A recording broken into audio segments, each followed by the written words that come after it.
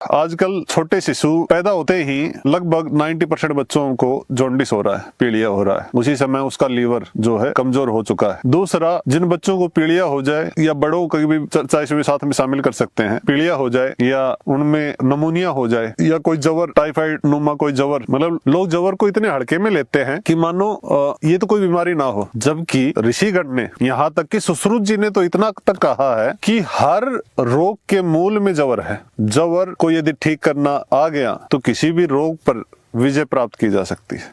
जब ये अलग अलग तरह के रोग जवर शरीर में आते हैं, इन जवरों के कारण, नमूनिया के कारण बच्चों के या बड़ों के रिब्स बैठ जाते हैं। ये जो दोनों साइड हमारी हड्डियां होती हैं, पसलियां होती हैं, हमारे फेफड़ों के ऊपर जो लीवर तक भी जाती है, स्टमक अमाशय तक को दबाती हैं, ये अंदर की तरफ बैठ जाती हैं। आपने देखा होगा बहुत सारे बच्चों जिनको नमूनिया रहा है, उनके रिब्स के अंदर कड्डे पड़ जाते हैं, अलग से कड्डे हो जाते हैं। ये पत्ती हमारे बुजुर्गों को बड़े भली भांति ज्ञात थी। नाभ भी ठीक करना, नड़े ठीक करना, कोडी बांह ठीक करना, कागलिया, गले के अंदर जो एक छोटा सा जो खालनुमा लटकता है उसको कागलिया बोलते हैं। बच्चों में वो भी खराब होते हैं तो भी गाँव में उसको भी ठीक करने की परंपराएं कोई कोई माता करती आई है और करती शायद रहें। ये जो छोटी छोटी चीजें हैं, इनके पीछे बहुत गहराई है।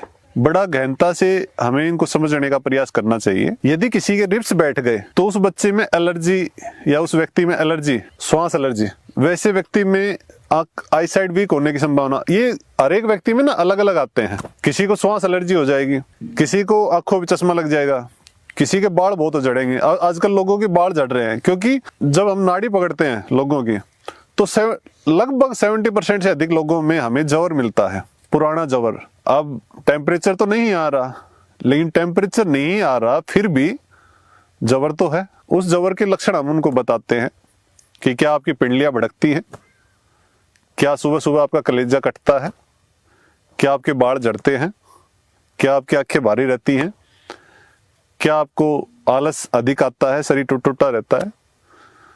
तो इस तरह के लक्षण टूटे हुए जवर के लोगों में प्रायतः देखने में आते हैं। तो ये जो लक्षण लोगों में देखने पे आते हैं इस तरह के लोगों में, तो इन लोगों के बाल भी झड़ते हैं। तो बाल झड़ना, चश्मा लगना, श्वास रोग होना, खून की भी कमी कुछ लोगों में इस तरीके से पाई गई है।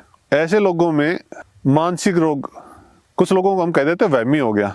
पुराना जवर बिगड़ा हुआ व्यक्ति में भी मनोरोग पाया गया है। इसके अतिरिक्त ऐसे व्यक्ति, ऐसी महिला जिसके रिब्स बैठे हुए हों, जवर हो और साथ में उसको प्रमेह रोग हो, जैसे लिकोरिया वगैरह की शिकायत रही हो, तो ऐसी व्यक्ति में, ऐसी महिला में ब्रेस्ट पर कोई गांठ बनना या खिंचाव आने की संभावना भी हमने पाई है। ऐसे लोगों में कलेजे से ऊपर गांठ बनने की संभावना भी बढ़ सकती है। ये आपस में एक दूसरे से कनेक्टेड है। नले की बात करें तो नले से पहले हमें नाभि को समझना होगा। हमारी जो नाभि चक्कर है, नाभि जिसको धड़ बोलते हैं, अधिकांश लोगों की खराब हो चुकी है क्योंकि उस तरह का वो ना तो भोजन कर पा रहे हैं और ना उस तरह की ऋतुचर्या, दिनचर्या का पालन कर पा रहे हैं। तो जब नाभि खराब होती है तो अनेक रोगों को जो है पैदा करती है।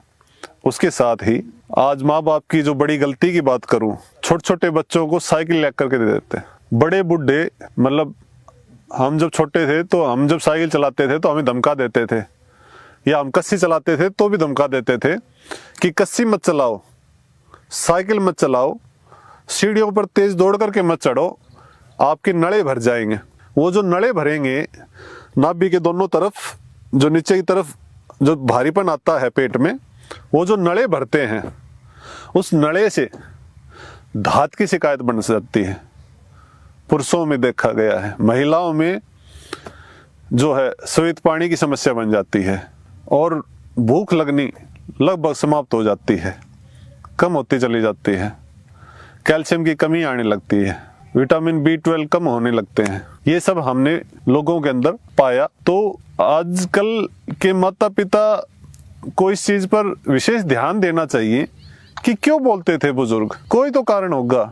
सब अपने बच्चों को लाड प्यार करते हैं, लेकिन लाड प्यार का तात्पर्य ये नहीं कि आप उसे बीमार बना दें। छोटे छोटे बच्चों को स्कूल बैग भारी भारी टांग करके ऊपर सीढ़ियों पर भेजा जाता है, दूसरी तीसरी मंजिल पर क्लासेस लग रही हैं, साइकिलिंग कर रहे हैं या पेट की एक्सरसाइज के लिए एप्स बना रहे हैं। 18 वर्ष से पूर्व हमें नहीं लगता, जब तक हमने इसको समझा है, जहां तक इसको समझने का प्रयास किया है, कि व्यक्ति को एप्स के ऊपर या पेट से संबंधित एक्सरसाइज के ऊपर कोई विशेष ध्यान देना चाहिए। उसके दुष्परिणाम आएंगे, ये तो नहीं कहता कि हर एक को आएंगे, लेकिन अधिकांश लोगों को आएंगे।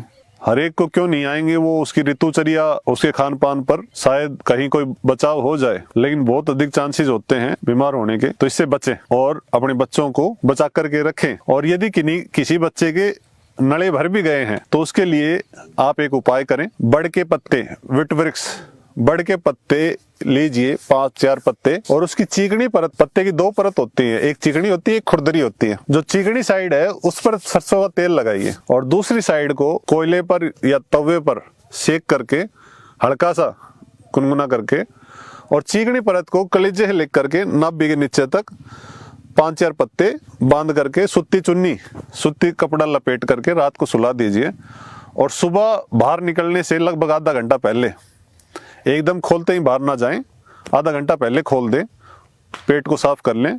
और ये हफ्ता 10 दिन करें तो इससे उसके नड़े ठीक होते जाएंगे, उसकी नाभि। उसके बाद दिखा दीजिए किसी को। और रिप्स बैठे हुए हैं तो रिप्स गाँव में लगभग आज भी गाँव में ये विद्या बची हुई है कि कुछ दाई माएँ पुरानी इसे निभा रही हैं और कर रही हैं ठीक। तो ये आप ठीक करवा सकते हैं। इससे आपके बच्चे की भूख भी बढ़ेगी, उसका स्वास्थ्य भी बढ़ेगा, वो निरोगी भी होगा और वो आजीवन निरोगी रहे। इसी की मनोकामना के साथ हम आज के इस स्तर को यहीं समाप्त करते हैं। जय हिंद, जय भारत।